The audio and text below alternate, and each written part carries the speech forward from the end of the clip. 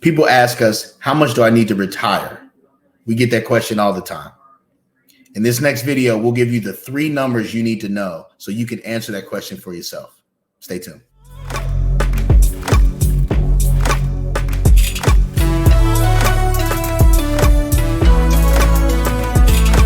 So we get this question a lot. How much do I need to retire? And we a lot of times give the daunting answer of it depends. So today our goal is to really talk through what it depends on. How can someone figure out whether or not they have enough to retire? And I think all of that starts, and all retirement planning starts with how much are you spending, right? We want to understand how much of your expenses are fixed. How much of your expenses can we not reduce down if things go wrong, right? We're talking housing, healthcare, transportation, food, clothes, the taxes, right? Property taxes and income taxes, Medicare, healthcare, Medicare premiums. What are the things that we can adjust? And we want to make sure that every version of the plan hits those numbers. And then on top of that, we talk about the things that you want to do, which are usually dining out, travel, charity can be there as well.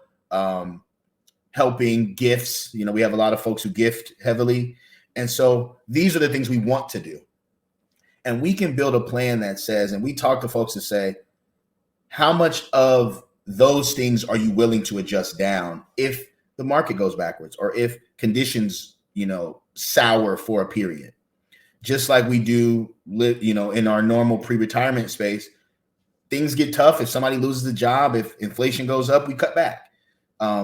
But we also know that we can't cut back our mortgage, right? That's not a thing we can cut back. And so when we personalize the plan, we want to make sure that hell or high water, no matter what happens in every scenario that we run, and we typically run over 500 scenarios, that you are paying your essentials, that you're living with dignity. There are 2 approaches that we usually encourage people to consider. One being the top-down approach, and then the other being the bottom-up approach. And so the top-down approach, what that does is have you factor your income, and then you remove some of the expenses that you think will not be present when you go into retirement.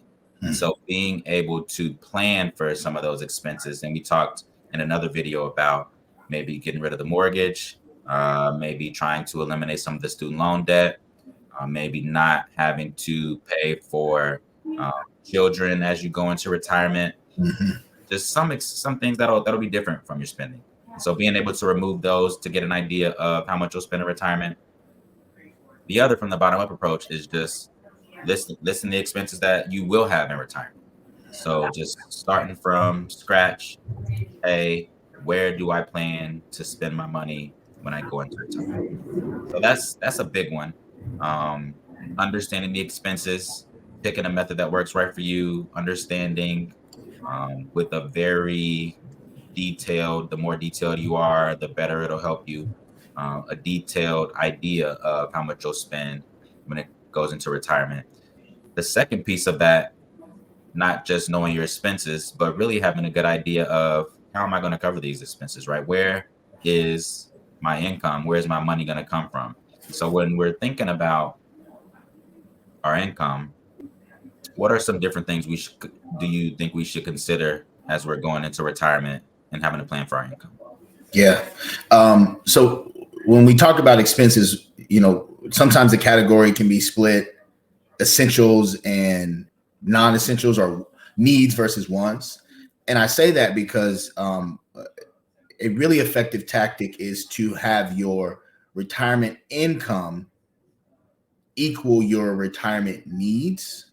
So when we say income, we're thinking about Social Security, right? Something that's going to come every month without fail. We're thinking about pensions. We can also think about rental income, or if there are any royalties, or are there any set payments that you get. But we want the consistent income to match the consistent outflow or the consistent needs.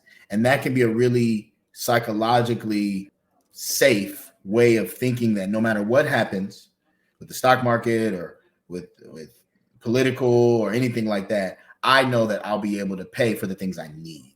So when we're thinking about that, also annuities can come into here, right? An annuity is really a purchased pension, if you think about it that way. So we want your set income to be equal to some of your set expenses. And we want to calculate all of those. And we have some folks who have multiple, right? They have Social Security and maybe a pension, where they're a lot higher. Almost all of their retirement needs and wants are paid for out of that inflow. But for most people, this retirement income space of Social Security and pensions, usually those are about half or a little more than half of their lifestyle need when they get into retirement. So we have to fill that other gap. If we decide, if we're looking at needing $8,000 a month to live, and our Social Security, or if we have a pension and we add those things up and it's $4,000 a month of income, then we need to figure out how are we going to pay for the other half of our lifestyle. And a lot of times that's coming from the retirement portfolio savings. And so 401k, 403b, IRAs, could be other investment vehicles that might not be retirement accounts, but they're set aside for retirement needs. But whatever that is, we're pulling money out to pay for the gap between how much we have in set income from pensions and Social Security and what our current lifestyle is.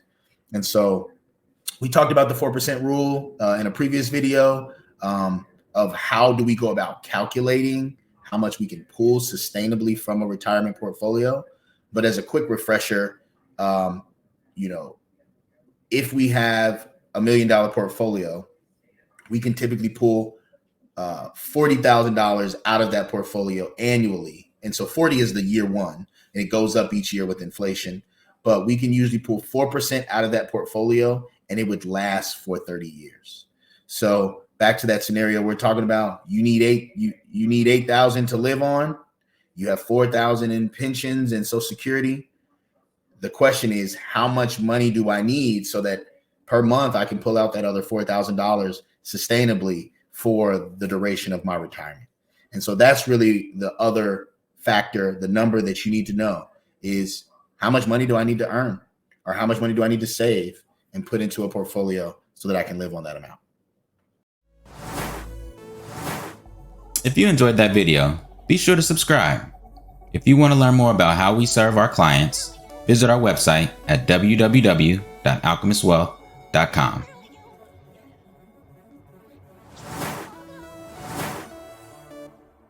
On the way to being free.